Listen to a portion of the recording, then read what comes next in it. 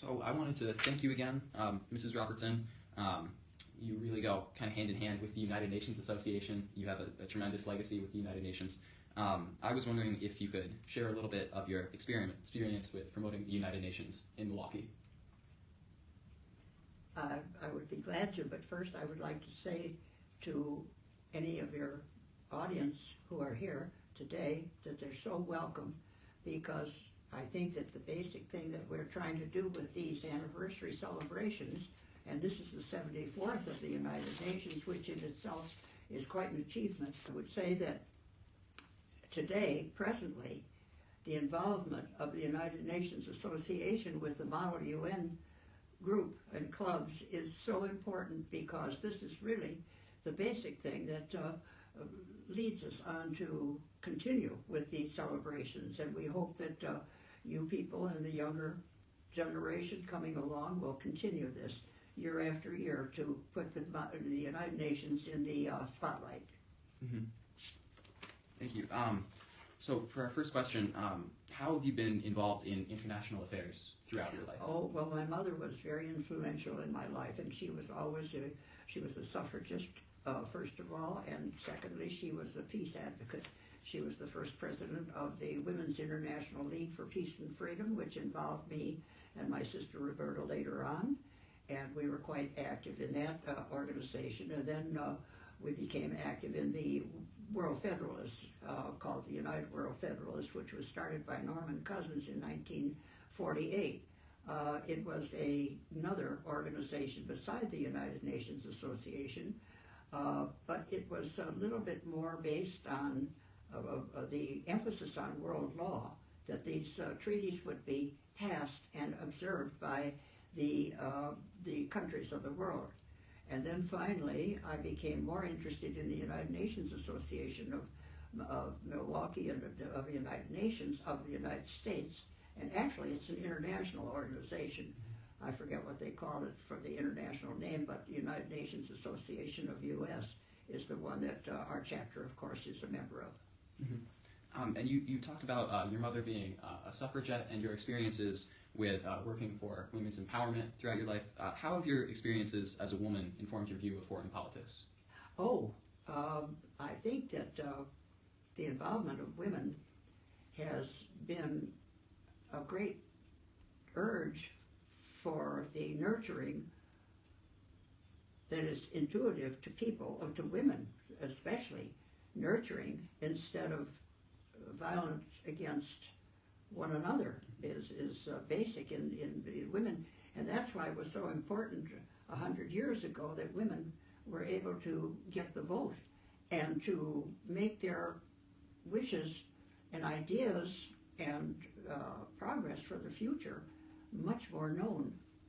So I would say that as a woman, yes, and now today I'm so proud of all the women that are involved, beginning with my daughter and my other relatives who are involved in the same type of thing of educating instead of preparing for war, but educate on the means to solve the problems before they evolve into war. Mm-hmm. And do you see a gender disparity in politics domestically and abroad today as well? Oh yes, I do, very much so. And I don't want to be political about this, but I think everybody realizes that the window dressing that the present administration does by appointing a woman here and there is nothing more than window dressing, that it is not a real fundamental regard for the ideas and the power that women have. And I think that's why there's this tremendous surge with young people, all young people, men and women, toward incorporating ideas from both genders into making progress instead of impeding progress, instead of always using the old methods to solve problems. Thank you. That was a terrific answer. Which organizations have been a part of that focus on women's involvement in international affairs? Well, I would say, and going back to the organizations, the League of Women Voters has had a very prominent place in helping women, of course, to gain their legal right to vote and all that, and rights of being a woman. And I would say the Women's International League for Peace and Freedom has run a parallel course with the League of Women Voters of the United States. So, and then I would say that the United Nations Association itself has recognized the fact that Mrs. Roosevelt really established the basic idea in 1948 when she convinced the United Nations General Assembly to pass the Commission on Human Rights. She was appointed by Adlai Stevenson, who was the professor or the ambassador from the United States to the United Nations, and she was the first woman involved in the United Nations, and we're so pleased and proud of her legacy. And then in that same vein of promoting the legacy of women in international relations, what do you think should be done to encourage gender equality in the political sphere today? Oh, I think education is the basis of it, and I think, for instance, to give a very tangible proof of it is your organization, the Model United Nations students, who are carrying forth with their studies the idea of equality for all men and the basis for fair treatment, fair and just treatment of all people, and no discrimination. That's why the United Nations passed a resolution. I believe the General Assembly did this a long time ago, 30 years ago, I believe it was, 30 years ago, called the Commission for the Elimination of Discrimination Against All Women. And this was chaired by, well, I don't remember who chaired it, but it was a very important resolution passed. And this resolution was passed by the Security Council, and therefore it went out to the different countries, 193 countries, to ratify. Now, the United States has not ratified it yet, and I'm sorry that I do not remember what countries have ratified it, but there have been a number of them. The Commission for the Elimination of Discrimination Against All Women. And we have members of our United Nations Association in Greater Milwaukee who are working on it right now in the localities. The Common Council of Milwaukee just passed it recently, which was a great triumph. And women like Mary Lon and Pam Richard and other people are, and my daughter, Annette Robertson, they're working to pass this particular commission. And if they get 32 states to ratify it, it will become law for the United States. It will be a law that complies with the Treaty of the United Nations. That's incredibly impactful. My next question is, what are the most important gender-based issues that the United Nations is addressing, in your eyes? Oh, I think there are a number of them, but I couldn't really name. I would say probably some of the countries in the Middle East, like Saudi Arabia.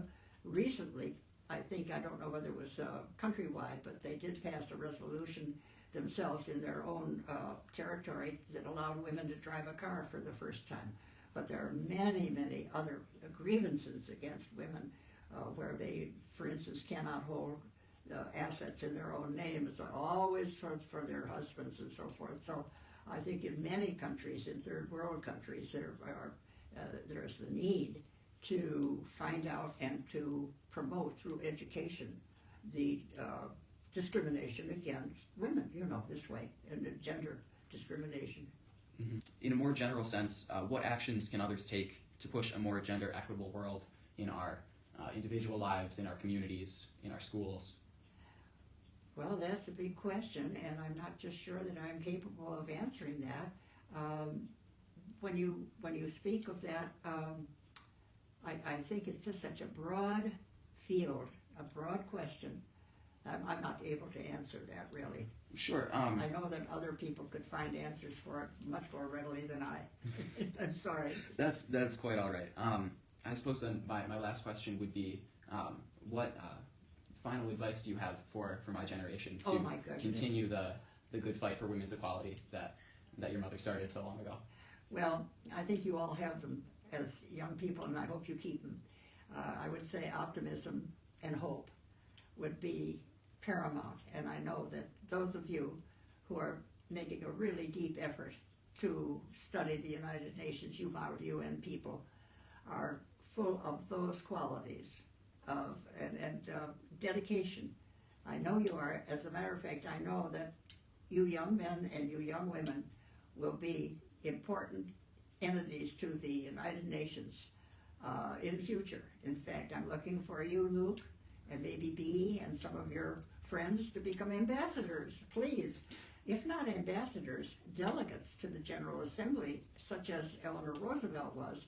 Now, we have the United Nations Association of USA has delegates that are entitled to go to the General Assembly and talk to the members there and maybe influence votes and so forth, lobby, let's say, for certain resolutions. The Women's International League for Peace and Freedom has long been delegate status. And I know that the League of Women Voters of the United States has delegates that go there. So if you're not delegates, maybe from delegates you could get to be ambassadors. And there you are. By the way, we have had 6 women ambassadors among the 30 ambassadors since the United Nations started in 1945. We've had only 6, so you see there is that imbalance. Mm-hmm. We've got to have more. So I'm looking for your Model UN group to supply them. Okay? Okay. All right. Thank you again, Mrs. Robertson, so much for your insight and for your kind words. It really does mean a lot for the Model United Nations program, and I think for anyone that sees this video, there's a lot of very, very inspiring things that you said today. Thank you, dear. You've been very, very supportive of our celebrations, and you've been involved since, well, I think this is the 12th annual.